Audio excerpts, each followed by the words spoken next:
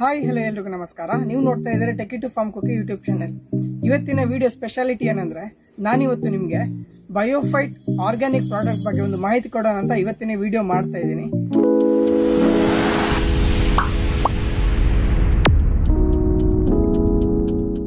ಇವತ್ತಿನ ವಿಡಿಯೋ ವಿಶೇಷತೆ ಏನಂದ್ರೆ, ನಾನು ನಿಮಗೆ ಆರ್ಗ್ಯಾನಿಕ್ ಅಗ್ರಿಕಲ್ಚರ್ ಪ್ರಾಡಕ್ಟ್ ಬಗ್ಗೆ ಮಾಹಿತಿ ಕೊಡೋದಕ್ಕಂತ ಈ ವಿಡಿಯೋ ಮಾಡ್ತಾ ಇದ್ದೇನೆ. ಸೊ ನಮ್ಮ ಜೊತೆ ಇದ್ದಾರೆ ಶ್ರೀಯುತ ನೋಯಲ್ ಡಿಸೋಜರ್ ಅವರು. ಸೊ ಬನ್ನಿ ಅವ್ರ ಹತ್ರ ಮಾತಾಡೋಣ. ಅವರು ನಮಗೆ ಸ್ವಲ್ಪ ಇದರ ಬಗ್ಗೆ ಮಾಹಿತಿ ಕೊಡ್ತಾರೆ. ಬನ್ನಿ. ನಮಸ್ಕಾರಗಳು. ನನ್ನ ಹೆಸರು ನೋಯಲ್ ಡಿಸೋಜ ಅಂತ. ನಾನು ಬಂಟ್ವಾಳದವನು, ದಕ್ಷಿಣ ಕನ್ನಡ ಜಿಲ್ಲೆಯ ಬಂಟ್ವಾಳದವನು. ನಾನೊಬ್ಬ ಕೃಷಿಕ. ನಾನು ಕಳೆದ 2 ವರ್ಷಗಳಿಂದ ನೆಟ್ಸರ್ಫ್ ಕಂಪನಿಯ ಬಯೋಫಿಟ್ ಅಗ್ರಿಕಲ್ಚರಲ್ ಪ್ರಾಡಕ್ಟ್ಸ್ಗಳನ್ನು ಯೂಸ್ ಮಾಡಿ ಅಡಿಕೆ ಗಿಡಗಳಿಗೆ, ತೆಂಗಿನ ಗಿಡಗಳಿಗೆ ಹಾಗೂ ಕೃಷಿಗೆ ಯೂಸ್ ಮಾಡಿ ಒಳ್ಳೆಯ ಫಲಿತಾಂಶವನ್ನು ನಾನು ಪಡೆದುಕೊಂಡಿದ್ದೇನೆ. ಇದರ ಬಗ್ಗೆ ನಿಮಗೆ ಸ್ವಲ್ಪ ಮಾಹಿತಿಗಳನ್ನು ನಾನು ನೀಡಲಿಕ್ಕೆ ಅಂತ ಈ ಬೆಳ್ತಂಗಡಿಯಲ್ಲಿ ನಾನು ಬಂದಿದ್ದೇನೆ. ಒಬ್ಬರಿಗೆ ತೋಟಗಳಿಗೆ ನಾನು ಕೊಡಲಿಕ್ಕೆ ಅಂತ ಬಂದಿದ್ದೇನೆ. ಹಾಗೆ ಅವರಿಗೆ ನಾನು ಈ ಮಾಹಿತಿಯನ್ನು ಕೊಡ್ತಾ ಇದ್ದೇನೆ.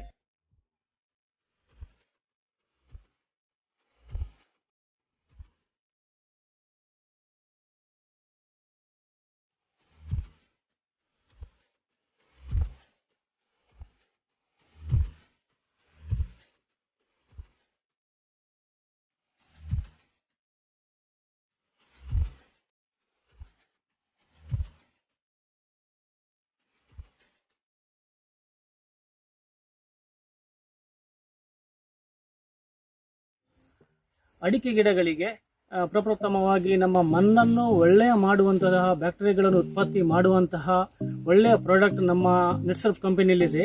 ಅದೇ ಶೇತ್ ಅಂತ. ಶೇತ್ ಅಂದರೆ ಸಾಯಿಲ್ ಹೆಲ್ತ್ ಎನ್ಹಾನ್ಸ್ಮೆಂಟ್ ಟೆಕ್ನಾಲಜಿ ಅಂತ. ಇದು ಒಂದು ಬ್ಯಾಕ್ಟೀರಿಯಾ ಬೇಸ್ಡ್ ಪ್ರಾಡಕ್ಟ್ಸ್. ಇದು ಯೂಸ್ ಮಾಡೋದ್ರಿಂದ ಮಣ್ಣಿನಲ್ಲಿ ಈ ಬ್ಯಾಕ್ಟೀರಿಯಾಗಳು ಉತ್ಪತ್ತಿಯಾಗಿ ಮಣ್ಣು ಸಡಿಲಗೊಳ್ತದೆ, ಮಣ್ಣು ನುಸುಳು ಮಣ್ಣಾಗಿ ಪರಿವರ್ತನೆ ಮಾಡ್ತದೆ. ಇದರಿಂದ ಗಿಡದ ಬಿಳಿ ಬೇರುಗಳು ಡೆವಲಪ್ಮೆಂಟ್ ಆಗ್ತವೆ. ಇದರಿಂದ ಗಿಡಗಳು ಒಳ್ಳೆಯದು ಆಗ್ತವೆ. ಗಿಡಗಳಿಗೆ ಬೇಕಾಗುವಂತಹ ನೈಟ್ರೋಜನ್, NPK ಏನು ನೈಟ್ರೋಜನ್, ಪೊಟ್ಯಾಷಿಯಂ, ಫಾಸ್ಫರಸ್ ಅದು ಸರಾಗವಾಗಿ ಬೇರುಗಳಿಗೆ ಸಿಕ್ಕಿ ಗಿಡಗಳಿಗೆ ಬೇಕಾದಂತಹ ಪೋಷಕಾಂಶಗಳು ನೀಡುವಲ್ಲಿ ಇದು ತುಂಬಾ ಸಹಕಾರಿಯಾಗ್ತದೆ. ಅದೇ ಶೇತ್. ನುಸುಳು ಮಣ್ಣು ಆಗುವಾಗ ಮಣ್ಣಿನಲ್ಲಿ ಬೇರುಗಳು ಸುಲಭವಾಗಿ ಹರಡುವುದಲ್ಲದೆ, ಬಿಳಿ ಬೇರುಗಳು ಡೆವಲಪ್ಮೆಂಟ್ ಆಗುವುದಲ್ಲದೆ, ಮಣ್ಣಲ್ಲಿ ತೇವಾಂಶ ಮೇನ್ ಆಗಿ ಗಿಡಗಳಿಗೆ ಬಾಡಿ ಹೋಗುವಂಥ ಪರಿಸ್ಥಿತಿ ಇನ್ನು ಬೇಸಿಗೆಗಾಲದಲ್ಲಿ ತುಂಬ ಇರ್ತದೆ. ಅದಕ್ಕೆ ಬೇಕಾಗುವಂಥ ನೀರಿನ ಅಂಶ ಪ್ರಮುಖ ಪಾತ್ರ ವಹಿಸುತ್ತದೆ. ಸಾಧಾರಣ 30-40% ನೀರನ್ನು ಹಿಡಿದಿಟ್ಟುಕೊಳ್ಳುವ ಬ್ಯಾಕ್ಟೀರಿಯಾಗಳು ಸಹ ಇದರಲ್ಲಿ ಇವೆ. ಇದರಿಂದ ಗಿಡಗಳು ಒಳ್ಳೆಯದಾಗ್ತವೆ. ನಮಗೆ ಫಲಿತಾಂಶ ಪ್ರಾಡಕ್ಟ್ಸ್ ಮೇನ್ ಆಗಿ ನಮಗೆ ಬೇಕಾಗುವಂಥದ್ದು ಪ್ರಾಡಕ್ಟ್. ಇದರಿಂದ ನಿಮಗೆ ಪ್ರಾಡಕ್ಟ್ ಸಿಗುವಲ್ಲಿ ಇದು ತುಂಬ ಹೆಲ್ಪ್ ಆಗ್ತದೆ. ಹಾಗೆ ಮಣ್ಣಿನಲ್ಲಿ ಸೂಕ್ಷ್ಮ ಜೀವನಗಳು ಡೆವಲಪ್ಮೆಂಟ್ ಆಗಿ ಈ ನಾವು ಎರೆಹುಳುಗಳು ಏನು ನಾವು ಎರೆಹುಳುಗಳು ಹೇಳ್ತೇವೆ, ರೈತನ ಮಿತ್ರ. ಎರೆಹುಳುವೇ ರೈತನ ಮಿತ್ರ. ಎರೆಹುಳುಗಳು ನೈಸರ್ಗಿಕವಾಗಿ ಬೆಳವಣಿಗೆ ಆಗ್ತವೆ. ಇದರಿಂದ ನಿಮಗೆ ಗಿಡಗಳಿಗೆ ಬೇಕಾಗುವಂಥ ಆಹಾರವನ್ನು ಸಿಗುವಲ್ಲಿ ತುಂಬ ಪಾತ್ರ ವಹಿಸ್ತದೆ ಈ ಶೇತ್ ಪ್ರಾಡಕ್ಟ್. ಎರಡನೇ ಆದಂತಹ ಇದು ಸ್ಟೀಮ್ ರಿಚ್ ಅಂತ. ಸ್ಟೀಮ್ ರಿಚ್ ಪ್ರಾಡಕ್ಟ್ ಗಿಡದ ಬೆಳವಣಿಗೆಗೆ ಪ್ರಮುಖ ಪಾತ್ರ ವಹಿಸುತ್ತದೆ. ಇದರಲ್ಲಿ ಒಂದು 5 ಬಗೆಯ ಪೋಷಕಾಂಶಗಳು ಇದರಲ್ಲಿ ಇವೆ. ಏನು ನಾವು ಲಘು ಪೋಷಕಾಂಶಗಳು, ಘನ ಪೋಷಕಾಂಶಗಳು ಹೇಳ್ತೇವೆ, ಮೈಕ್ರೋ ಮ್ಯಾಕ್ರೋ ನ್ಯೂಟ್ರಿಯೆಂಟ್ಸ್. ಇವುಗಳು ಈ ಸ್ಟೀಮ್ ರಿಚ್ ಬಾಟಲ್ನಲ್ಲಿ ಇವೆ. ಈ ಪ್ರಾಡಕ್ಟ್ ಲಿಕ್ವಿಡ್ ಬೇಸ್, ಎಲ್ಲವೂ ಲಿಕ್ವಿಡ್ ಬೇಸ್. ಸ್ಟೀಮ್ ರಿಚ್ ನಲ್ಲಿ ನಾನು ಏನು ಹೇಳಿದೆ, ಮೈಕ್ರೋ ಮ್ಯಾಕ್ರೋ ನ್ಯೂಟ್ರಿಯೆಂಟ್ಸ್, ಘನ ಪೋಷಕಾಂಶಗಳು, ಲಘು ಪೋಷಕಾಂಶಗಳು. ಇದು ಗಿಡದ ಬೆಳವಣಿಗೆಗೆ ಬೇಕಾಗುವಂತಹ ಪ್ರಮುಖ ಪೋಷಕಾಂಶಗಳು. ಈ ಜಿಂಕ್, ಬೋರೋನ್ ಅಂತಹ ಲಘು ಪೋಷಕಾಂಶಗಳು ಈ ಬಾಟ್ಲಿಗಳಲ್ಲಿ ಹಾಕಿದ್ದಾವೆ. ಇದು ನಿಮಗೆ ಇಳುವರಿ ಪಡೆಯುವಲ್ಲಿ ತುಂಬ ಹೆಲ್ಪ್ ಮಾಡ್ತವೆ. ನಮಗೆ ಈ ಅಡಿಕೆ ಗಿಡಗಳಲ್ಲಿ ನಲ್ಲಿ ಉದುರುವಂತಹ ಸಮಸ್ಯೆ ತುಂಬ ಇದೆ. ಅದನ್ನು ಕಂಟ್ರೋಲ್ ಮಾಡುವಂತಹ ಇದರಲ್ಲಿ ಪೋಷಕಾಂಶಗಳನ್ನು ಹಾಕಿದ್ದಾವೆ. ಇದರಿಂದ ರೈತರಿಗೆ ತುಂಬ ಹೆಲ್ಪ್ ಆಗುವಂಥದ್ದು ಪ್ರಾಡಕ್ಟ್ ಸ್ಟೀಮ್ ರಿಚ್ ಅಂತ. ಈ ಏಷ್ಯಾದಲ್ಲೇ ಇದಕ್ಕೆ 2ನೇ ಸ್ಥಾನ ಇದೆ. ನೆಟ್ಸರ್ಫ್ ಕಂಪನಿಯ 5 ಪ್ರಾಡಕ್ಟ್ಗಳಲ್ಲಿ ಇದು 3 ಪ್ರಾಡಕ್ಟ್ ಪ್ರಮುಖ ಪಾತ್ರ ವಹಿಸ್ತವೆ. ರೈತರಿಗೆ ಸಾಧಾರಣವಾಗಿ ಎಲ್ಲ ರೈತರಿಗೂ ಗೊತ್ತಿರುವಂಥದ್ದೇ.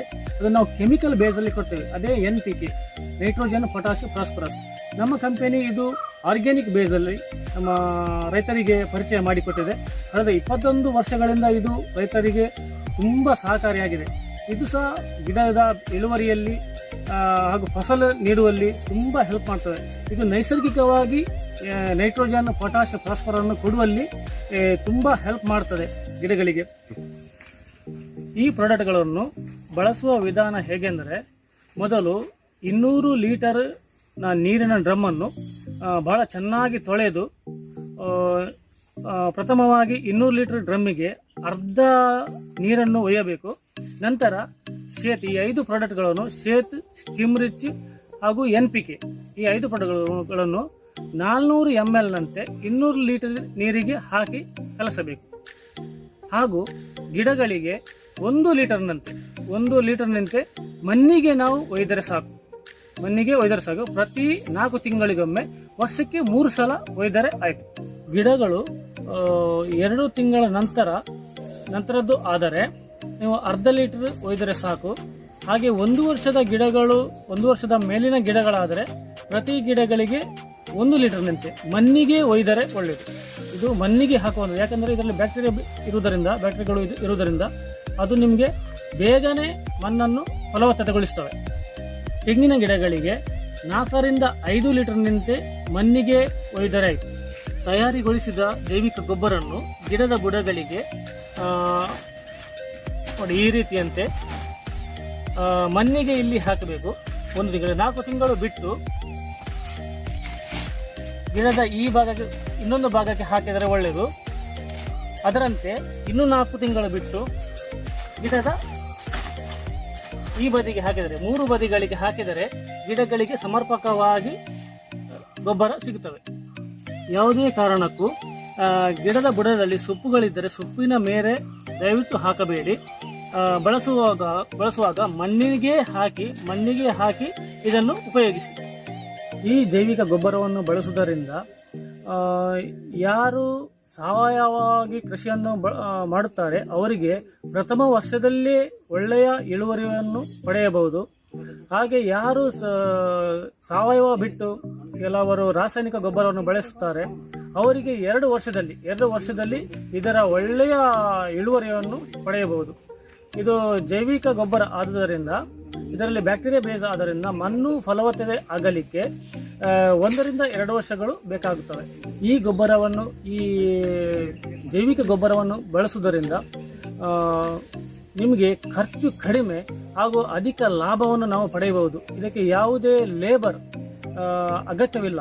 ಯಾಕೆಂದರೆ ಇದರಲ್ಲಿ ನಾವು ತಲೆಯಲ್ಲಿ ಹೊರುವಂಥ ಕೆಲಸ ಏನಿಲ್ಲ. ನಾವು ಲಿಕ್ವಿಡ್ ಬೇಸ್ ಆದುದರಿಂದ ನಾವು ಗಿಡಗಳಿಗೆ ಒಯ್ಯಲಿಕ್ಕೆ ಬಹಳ ಸುಲಭವಾಗಿ ನಾವು ಕೆಲಸವನ್ನು ಮಾಡಬಹುದು. ಇದರಿಂದ ನಮಗೆ 70% ಲೇಬರ್ ಅನ್ನು ಉಳಿಸಬಹುದು. ಯಾವ ರೈತರು ರಾಸಾಯನಿಕ ಗೊಬ್ಬರವನ್ನು ಬಳಸುತ್ತಿದ್ದಾರೆ ಅಂಥವರಿಗೆ ಒಂದು ಸಲಹೆ. ಅವರು ಕಳೆದ ವರ್ಷ ಒಂದು ಅರ್ಧ kg ರಾಸಾಯನಿಕ ಗೊಬ್ಬರವನ್ನು ಬಳಸುತ್ತಿದ್ದಲ್ಲಿ ಈ ವರ್ಷ ಅವರು ಈ ಪ್ರಾಡಕ್ಟ್ಗಳನ್ನು ಹಾಕುವ 1 ತಿಂಗಳ ಮುಂಚೆ 250 ಗ್ರಾಂ 1/4 kg ಗೊಬ್ಬರವನ್ನು ಬಳಸಿದರೆ ಒಳ್ಳೆಯದು. ಯಾಕಂತ ಹೇಳಿದರೆ ಪ್ರತಿಯೊಂದು ಗಿಡಗಳು ರಾಸಾಯನಿಕ ಗೊಬ್ಬರಗಳಿಗೆ ಅಡಿಕ್ಟ್ ಆಗಿ ಇರುತ್ತವೆ. ಅದರಿಂದ ಹೊರಗೆ ಬರಲಿಕ್ಕೆ ಆ ಗಿಡಗಳಿಗೆ ಒಂದು 2 ವರ್ಷವಾದರೂ ಬೇಕಾಗುತ್ತವೆ. ಆದ್ದರಿಂದ ಅವರು ಕಳೆದ ವರ್ಷ ಅರ್ಧ kg ಗೊಬ್ಬರ ಬಳಸುತ್ತಿದ್ದಲ್ಲಿ ಈ ವರ್ಷ 1/4 ಗೊಬ್ಬರ ಅಂದರೆ 250 ಗ್ರಾಂ ಗೊಬ್ಬರವನ್ನು ಬಳಸಿ ಬರುವ ವರ್ಷ 100 ಗ್ರಾಂ ಗೊಬ್ಬರ ರಾಸಾಯನಿಕ ಗೊಬ್ಬರಕ್ಕೆ ಇಳಿಸಿ 3ನೇ ವರ್ಷಕ್ಕೆ ಅವರು ಈ ರಾಸಾಯನಿಕ ಗೊಬ್ಬರವನ್ನು ಬಳಸದೇ ಇರುವುದು ಬಹಳ ಒಳ್ಳೆಯದು. ತದನಂತರ ಈ ನೆಟ್ಸರ್ಫ್ ಕಂಪನಿಯ ಜೈವಿಕ ಗೊಬ್ಬರವನ್ನೇ ಬಳಸಿ ಒಳ್ಳೆಯ ಫಲಿತಾಂಶವನ್ನು ನೀವು ಪಡೆಯಬಹುದು.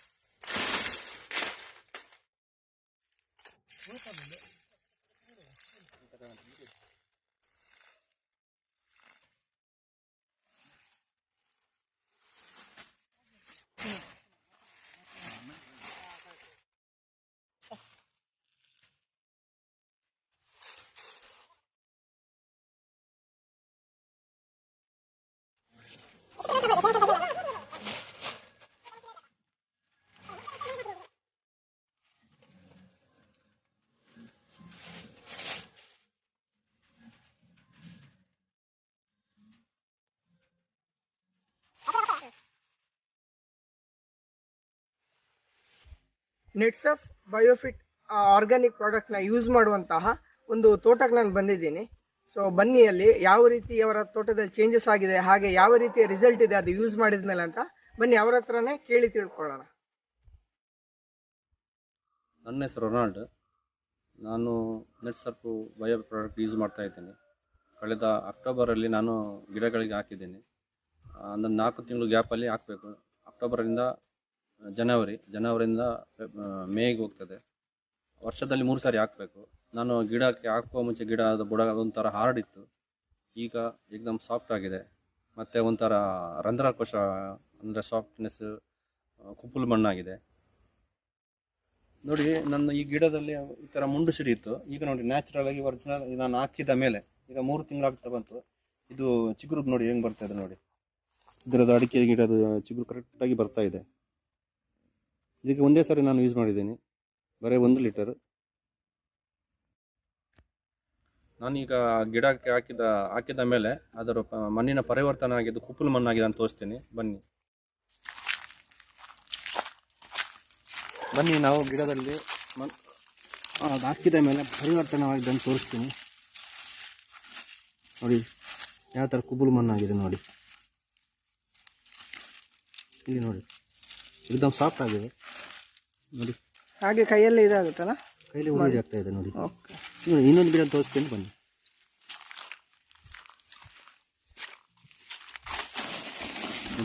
ಇಲ್ಲಿ ಹೇಗಾಗಿದೆ ನೋಡಿ ಕುಬ್ಬಲು ಮಣ್ಣು. ಒಳ್ಳೆ ನೋಡಿ ರಂಧ್ರಕೋಶ ನೋಡಿ, ಇದರೊಳಗೆ ರಂಧ್ರಕೋಶ ಹೇಗೆ ಆಗಿದೆ ನೋಡಿ. ಇಲ್ಲಿ ನೋಡಿ ಕೈಯೇ ತೆಗಿಬೋದು ನೋಡಿ. ಒಳ್ಳೆ ಎಲ್ಲ ಗಿಡದಲ್ಲಿ ಹೇಗೆ ಇದೆಯಾ? ಎಲ್ಲ ಗಿಡದಲ್ಲಿ ಇದೇ ತರ ಸೇಮ್ ಇದೆ. ಬೇಕಾದ್ರೆ ಇನ್ನೊಂದು ಇದೆಲ್ಲ ನೋಡೋಣ. ಇದು ನೋಡೋಣ ನೋಡಿ. ನನಗೆ ಏನು ಮಾಡಿಲ್ಲ ನೋಡಿ, ಯಾವ ಥರ ಗಿಡ ಇದಾಗಿದೆ ನೋಡಿ. ಇಲ್ಲಿ ನೋಡಿ ಒಳ್ಳೆ ಪುಡಿ ಆಗಿದೆ. ನಮಗೆ ಈ ಥರ ನೋಡುವಾಗಲೇ ಒಂಥರ ಖುಷಿ ಆಗ್ತದೆ. ಗಿಡದ ಕಲರ್ ಚೇಂಜ್ ಆಗಿದೆ.